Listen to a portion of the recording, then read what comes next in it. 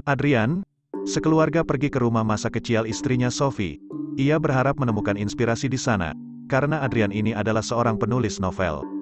Sesampai di perbatasan jalan, Adrian sekeluarga dicegat oleh kakek-kakek. Kakek itu menawarinya jimat, tetapi Adrian sekeluarga tidak mau membeli jimat tersebut. Kakek itu menyarankan mereka untuk hati-hati, karena mereka adalah orang baru. Adrian pun menjalankan mobilnya, sesampai di rumah masa kecil Sophie. Mereka disambut oleh Bidarti, yang pernah merawat Sophie waktu kecil. Bayu melihat sesosok anak kecil yang berada di lorong, dan ia dilempari kentang berisi tulisan. Bayu ketakutan dan menemui kakaknya. Sophie dan anak-anaknya mencari kentang.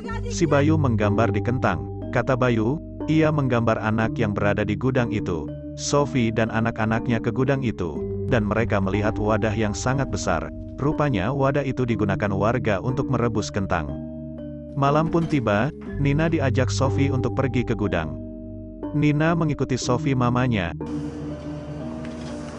Nala melihat Nina berjalan sendirian ke gudang. Nala memberitahu mama dan ayahnya, mereka bergegas mencari Nina. Sesampai di sana Nina sudah hilang, rupanya hantu bisa merubah wujudnya menjadi siapapun. Paginya, semua anggota keluarga ke desa untuk mencari Nina. Bayu dan Nala menemukan toko mainan dan ia ingin membeli mainan.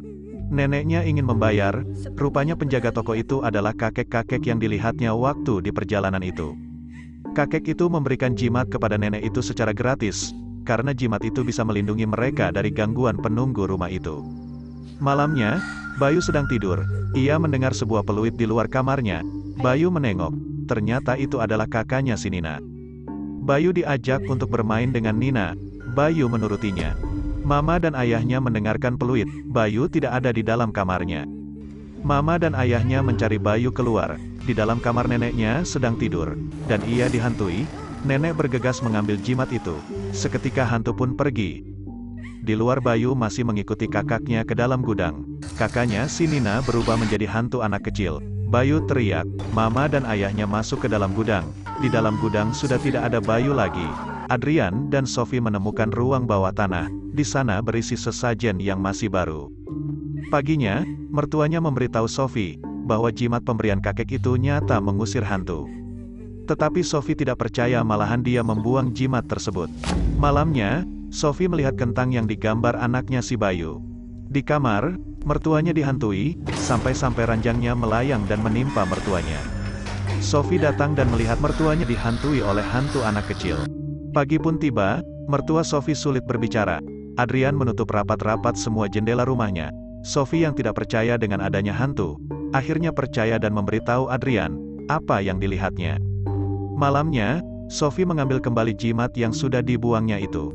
Di kamar Nala diajak keluar oleh mamanya, tetapi mamanya itu berubah menjadi hantu dan Nala dihantui dan dijatuhi kentang yang sangat banyak.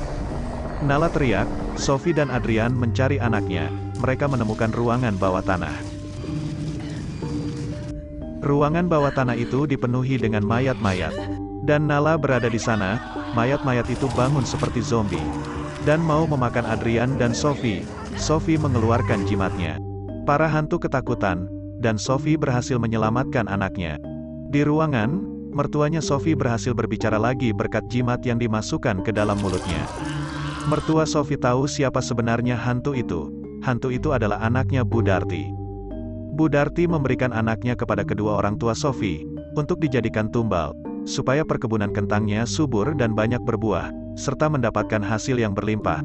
Anak itu dibunuh dan dimasak. Anak itu gentayangan dan membunuh semua yang ada di rumah tersebut. Budarti setiap minggu memberikan sesajen di bawah tanah gudang itu, supaya ia tidak diganggu oleh anaknya yang sudah menjadi hantu. Dan sesajen itu, membuat anaknya lupa terhadap ibunya. Adrian dan Nala tidur di kamar. Seketika mamanya datang, menyuruh mereka untuk membuka jimat itu. Adrian dan anaknya menuruti apa kata Sophie, dan mereka mengikuti Sophie ke ruang bawah tanah. Sophie berubah menjadi hantu, dan menyerang Adrian dan Nala. Di tempat lain, mertua Sophie dan Sophie pergi ke gudang dan membakar sesajen itu.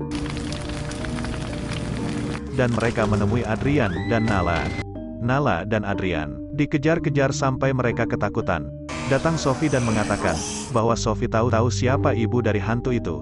Hantu itu pun meninggalkan mereka. Mereka bergegas mencari anak-anaknya di luar. Ternyata Bayu dan Nina masih hidup. Mereka disembunyikan oleh hantu.